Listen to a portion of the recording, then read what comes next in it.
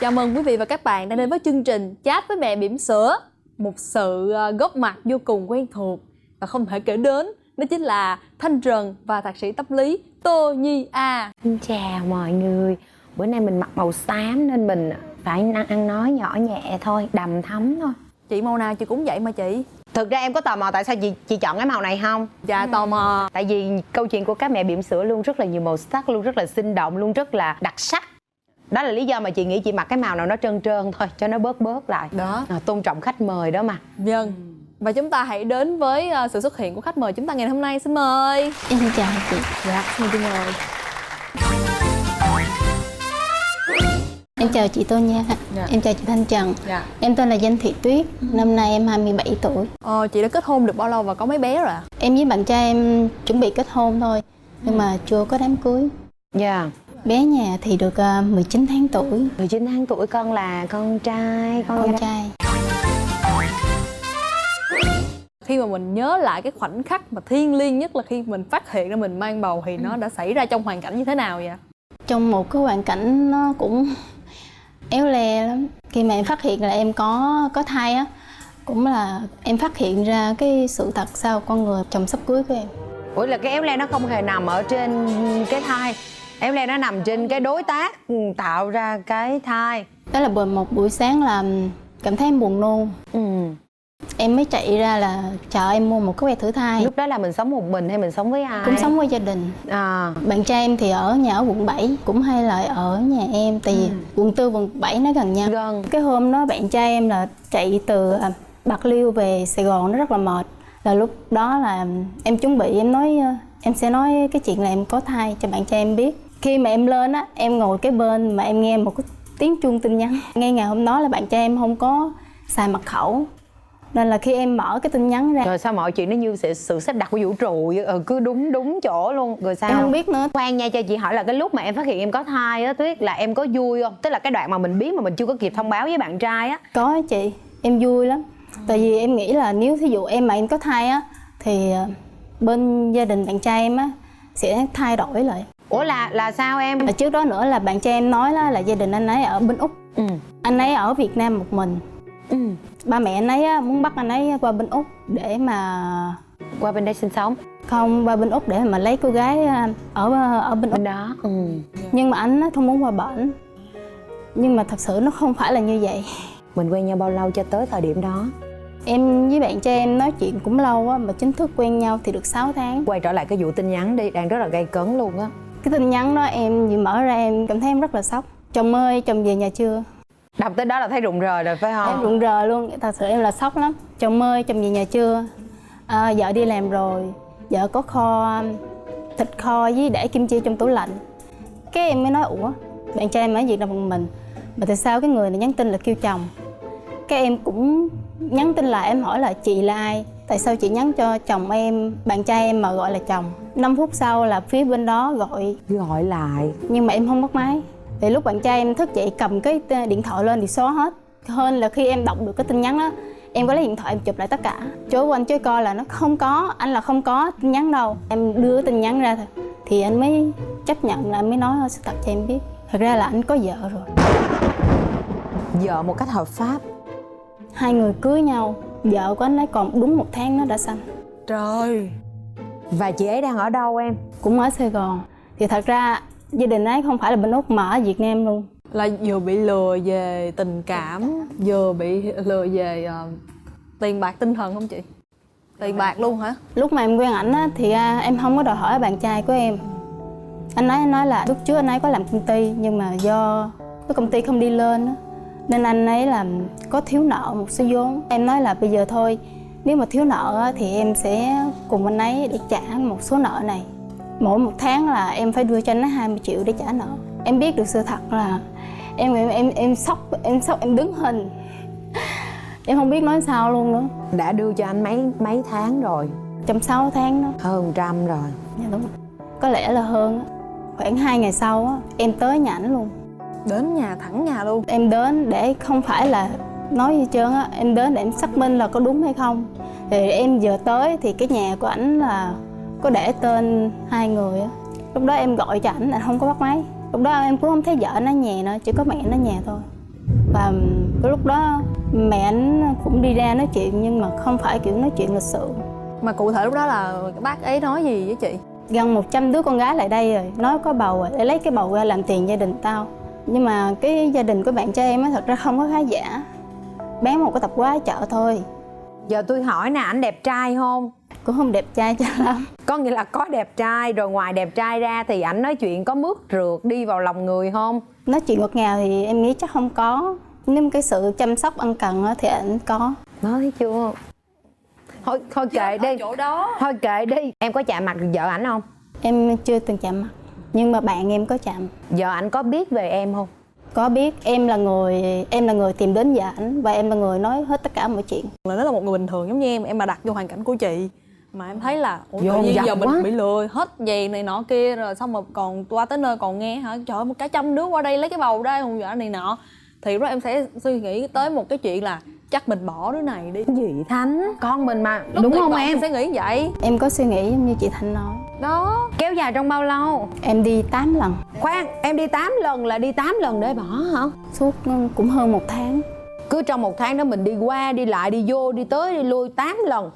Điều gì đã khiến em từ lần này đến lần khác quay trở về? Cứ mỗi lần em đi vô một cái bệnh viện là em luôn ngồi kế những cái cô mà nói tôi đi thụ tinh mấy lần rồi không đậu con được. Em suy nghĩ lại, tại sao mình lại bỏ. Với lại á, cái chuyện này là tại mình chứ không phải là tại con mình. Khoan, em đang ở chung với gia đình, thì khi gia đình em biết chuyện đó, cái phản ứng của gia đình em làm sao? Ba chỉ nói một câu thôi: bây giờ con cảm thấy con đủ khả năng để mà giữ đứa bé này. Thì con giữ. Đó đã là một điều tuyệt vời rồi, em cũng có niềm tin. Và 8 lần mình đều gặp những cái chuyện để mình phải nghĩ lại như vậy. Có lần nào chạm được mặt bác sĩ luôn không? Có chạm. Rồi bác sĩ có nói gì không? Cũng kêu em là suy nghĩ đi. Có những người mà không có thì nó lại Rất là mong muốn. Rồi cái chạm mặt riết rồi cái thành ra đi khám thai định kỳ luôn phải không? Đúng rồi. Em sang cái tiệm may ở Sài Gòn, xong rồi em về quê em sống một mình. Là ở đâu?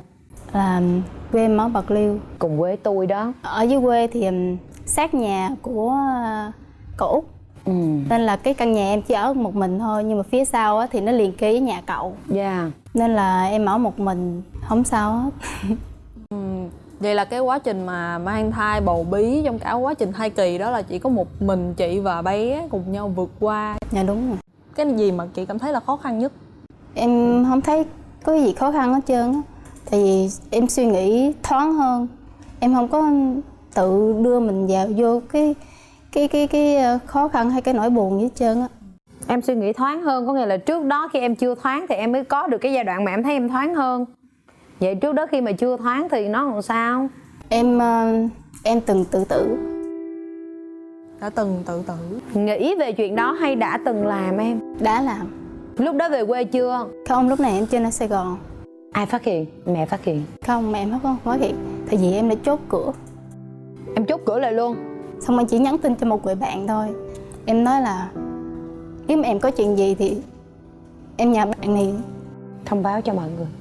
Thì vì em nhắn xong thì em đã tắt điện thoại. Em chỉ nghe mẹ kể lại là lúc đó là nhờ những mấy cô hàng xóm á, mấy chú hàng bác hàng xóm nào qua để phá cửa. Và khi mọi người phát hiện được em thì em đã ngất rồi. Mình suy nghĩ tiêu cực, mình đã từng làm như vậy, thì đến khi mà mình về quê mình ở một mình á, gia đình có cảm thấy yên tâm với cái điều đó không? Mọi người có sợ cái việc em ở một mình không? Không, mọi người rất là yên tâm. Sau khi mà trải qua cái chuyện đó em mạnh mẽ hơn. Em suy nghĩ gì cho con em nhiều hơn. Phải cố gắng vì con em hơn. Nhưng mà mình tự tử thì có lỗi với cha mẹ mình nữa. Nhìn đi nhìn lại thì mình vẫn còn một gia đình. Bởi vì cũng có rất nhiều bạn trong hoàn cảnh của em, thì cái sự đồng cảm của gia đình đôi khi nó không có đến kịp lúc á. Nó qua rồi mình sinh con ra được rồi, và mình nhìn thấy là cái quãng đường nó rất là xứng đáng rồi. Rồi mình dưỡng thai ở dưới đó, rồi đi sinh làm sao? Đi sinh thì em cũng đi có một mình. Tại vì cái thai của em á, em không có đau. Tầm 3 giờ sáng á, em bể nước ói mà em không biết. Em tưởng là một cái dịch gì đó bình thường. Đúng rồi, bình thường. Tới tầm lúc 10 giờ cái em mới nói, em ra em hỏi mà Út em nói ủa sao mà con cứ ra nước ngoài. Cái cậu mà Út có nói chết rồi, phải bắt xe qua bệnh viện coi. Nên là em ra đó thì người ta nói em là bể nước ối rồi. Mà lúc đó chị đi với ai lên bệnh viện? Không, em kêu xe ôm. Đi với chú xe ôm. Người miền Tây dễ thương vô cùng, đi ai cũng được. Bác sĩ nói là em chưa có dấu hiệu sanh mà thai của em đã 38 tuần. À. Thế em nằm bệnh viện một đêm, cái truyền dịch cho em để em đau, để em sanh. Nhưng mà cái phận của em không có nở. Tới tầm gần 11 giờ thì mới bắt đầu cho em vào mổ.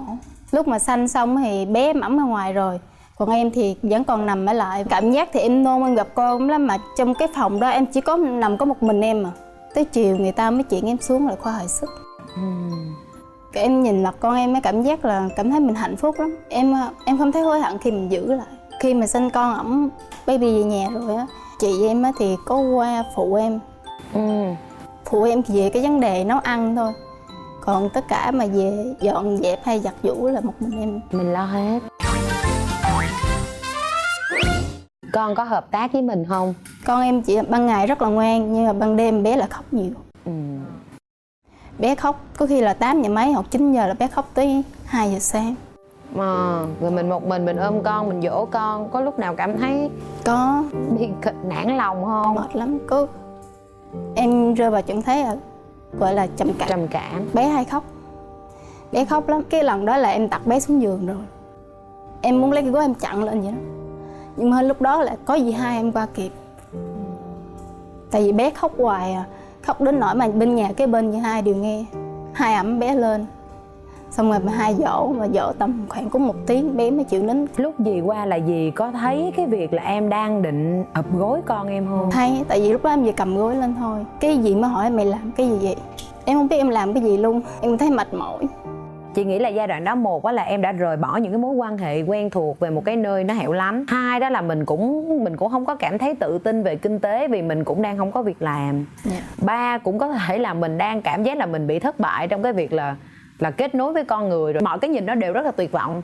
Nhưng mà nếu như bây giờ mình nhìn những cái điểm tươi sáng hơn và đặc biệt là mình cân đối lại những cái hoạt động khác thì chị tin là mình sẽ giải quyết được. Và điều đó có lẽ là bây giờ Tuyết đang làm. Mình bắt đầu cảm thấy cuộc đời này nó bận rộn và nó vui hơn. Dưới quê thường hay làm kiêng cữ rất là kỹ càng. Không biết là chị ở một mình thì chắc là không có bị ai ép buộc mình kiêng cữ đúng không?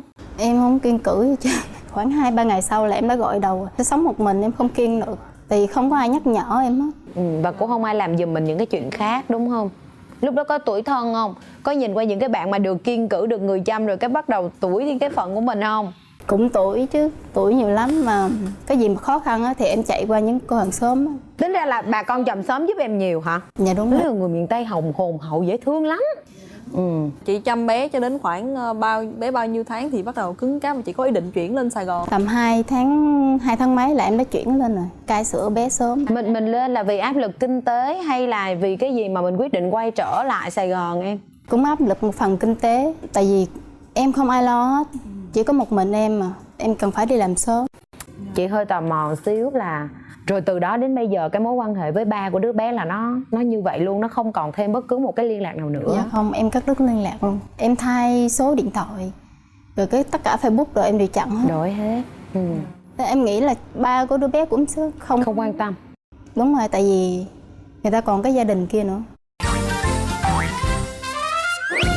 Lúc đó là chị có suy nghĩ là mình sẽ bắt đầu một mối quan hệ mới, một chuyện tình cảm mới không? Cũng có, em có suy nghĩ. Và em cũng có quen một người. Tại vì cái người này là hồi xưa từ nhỏ tới lớn là sống cũng cùng quê em luôn. Nhưng mà khi mà ra mắt gia đình bên người cái bạn trai em á, người ta lại phản đối, người ta không chấp nhận. Lý do người ta phản đối là vì cái gì? Người ta nói con em là không rõ nguồn gốc. Tại vì em không được cưới hỏi đàng hoàng. Lúc đầu bạn trai em cũng bảo vệ em lắm. Xong rồi cái thời gian cái lúc mà gần Tết á, em phát hiện ra thì ra cái người này còn quen một người là single mom nữa. Bạn trai em á, hai người đã có ý định là kết hôn với nhau rồi. Cũng là single mom nhưng mà người ta có thủ tục cưới hỏi trước đó đàng hoàng. Dạ đúng. Tình em cái nào nó cũng buồn. Đôi khi người ta sẽ có những khoảng thời gian vô cùng là khó khăn giống như vậy. Em quen bạn trai bồ vậy, em không có đặt cái vấn đề cao, em không có đòi hỏi ở người đó. Em chỉ cần cái người đó đủ lo cho bản thân thôi. Còn em là em tự lo? Dạ đúng rồi, em tự lo cho bản thân em được. Điều đó nó bắt đầu từ khi nào? Từ lúc em biết yêu là em đâu có suy nghĩ gì rồi. Cái mình tự làm ra, cái mình tự tạo mới là của mình. Những cái người khác làm cho mình, tạo ra mình, nó chỉ có một cái phút chốc. Cái sự tự lập đó của em là nó bắt đầu từ cuộc sống của em. Dạ đúng rồi, từ lúc em học lớp 5. Lớp 5 luôn á hả? Cái năm lớp 5 là khuya nào tầm 4 giờ em là phải dậy sớm để đi căng cá với bà ngoại. Bà ngoại dạy em là cái cách sống, khi bà ngoại em chết em cũng sống một mình. Mình ở huyện nào Bạc Liêu vậy em? Ngay công viên Giá Rai. Ngay công viên Giá Rai là ngay trước mặt nhà chị đó. Nhưng mà em cách con sông. Em con sông là phía bên kia đúng không? Tôi nhận đồng hương thôi mà. Hãy nhìn thấy những tấm gương phi thường đến từ Bạc Liêu. Diều chỉ bay cao nhờ gió ngược và con người trưởng thành trong những nghịch cảnh. Tuyệt vời quá Tuyết. Khổ tận cam lai mà em. Khổ tận rồi thì cái niềm vui nó sẽ trở lại. Nói gì thì nói, chị cũng đã nhận ra em rất lạc quan rồi. Chị nghĩ là đó là cái điều cực kỳ quan trọng mà em nên duy trì. Và cũng hy vọng rằng là khi cái chương trình này phát sóng thì những cái bạn gái khác á cũng đủ niềm tin để thấy rằng là có một minh chứng sống ở đây rồi. Và rõ ràng lạc quan, bừng tỉnh, mình tự chịu trách nhiệm với mình, rồi mọi chuyện nó sẽ lùi lại phía sau. Thực ra là cái lời này á, em muốn gửi tới một người bạn của em, một người bạn thân em suốt bao nhiêu năm. Trong quá trình em khó khăn thì cái người bạn này luôn đồng hành với em. Tất cả khi mà em có trong thời gian ban đầu á, thì ai cũng rèm pha em hết, bỏ rơi em. Nhưng có một người bạn này không bao giờ bỏ rơi em. Cái người bạn này không bao giờ làm cho em buồn. Em không biết dùng cái từ nào mà để cảm ơn người bạn của em. Biết ơn. Có muốn gửi gì cho con mình để mai mốt bạn lớn bạn coi tivi mình mở lại cho bạn coi không? Cái hiện tại thì em không biết đi gửi gì cho con của em. Nhưng mà em sẽ nhìn tất cả những tốt đẹp để cho con của em. Chị hy vọng là bằng một cách nào đó bạn đó sẽ được xem cái điều này trên tivi và hiểu được em đã đối diện với những cái điều gì để bạn đó đến bên cạnh đời em và đồng hành với em. Thực sự thì với cái số này nó lại đầy nước mắt, nó không có vui, nhưng mà nó cũng là một trong những cái tinh thần mà Chat với Mẹ Bỉm Sữa muốn gửi đến các bạn, những cái bạn mà không chỉ là mẹ bỉm sữa mà là những cái bạn trẻ. Và khi bây giờ mình chưa có đối tác, mình là những cái cô gái trẻ độc thân. Thật sự thì không ai nói được cái chuyện là chúng ta chọn được đúng người như thế nào, nhưng chí ít là cần phải lựa chọn. Và chọn cái gì thì chọn, cuối cùng rồi cái điểm tựa duy nhất mà chắc nhất vẫn là cái điểm tựa đi từ chính nội lực của mình. Dạ tới phần của em rồi đúng không? Mọi người ơi, nhân tiện chương trình này em muốn được tuyển người yêu cho người mẹ single mom xinh đẹp này đây. Với điều kiện là đừng có xạo mình là Việt kiều Úc nha. Trời ơi, nhớ nha. Mình có gì mình nói đó. Và không được có người vợ đang ở nhà hết nha. Đó. Nhưng mà tôi tin rằng là các anh mà muốn ứng tuyển trong trường hợp này, các anh hãy nghiêm túc đi. Bởi vì đây là một cái người phụ nữ rất là xứng đáng. Tình cảm thì nó đợi duyên. Duyên gì thì duyên, nhưng chắc chắn với bản thân mình thì đó phải là cái sự lựa chọn chủ động như Tuyết đã làm. Và chị tin là em cũng sẽ làm được như vậy trong tương lai. Dạ, em cảm ơn chị. Và lời chia sẻ của chị Tony Nhi A cũng đã khép lại chương trình Chat với Mẹ Bỉm Sữa của chúng ta ngày hôm nay. Chương trình được phát sóng vào lúc 15h20 thứ Bảy hàng tuần trên kênh HTV7. Và hãy mở lại kênh YouTube MCV Media trong trường hợp chúng ta không kịp theo dõi giờ phát sóng, hoặc là cổng thông tin Love TV. Mẹ bỉm sữa nào chúng ta muốn được đăng ký tham gia chương trình thì hãy truy cập ngay vào fanpage Gia Đình TV mọi người nhé. Xin chào và hẹn gặp lại.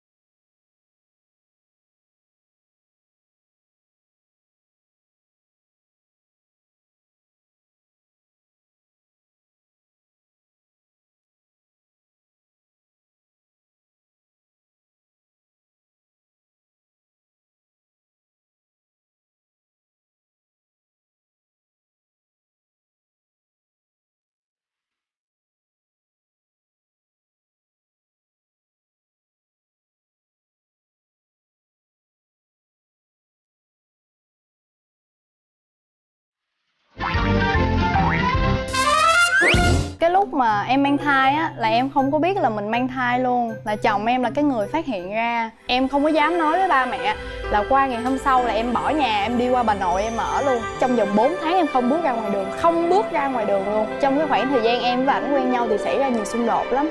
Mà xong rồi tự nhiên cái em nhìn tới những vết rạn của mẹ, em nhìn Chat lại với Mẹ những Bỉm vết Sữa rạn tập của em, 40 cái là em sẽ được thương phát mẹ. sóng vào lúc 15h20 thứ Bảy ngày 6 tháng 7 2019 trên kênh HTV7.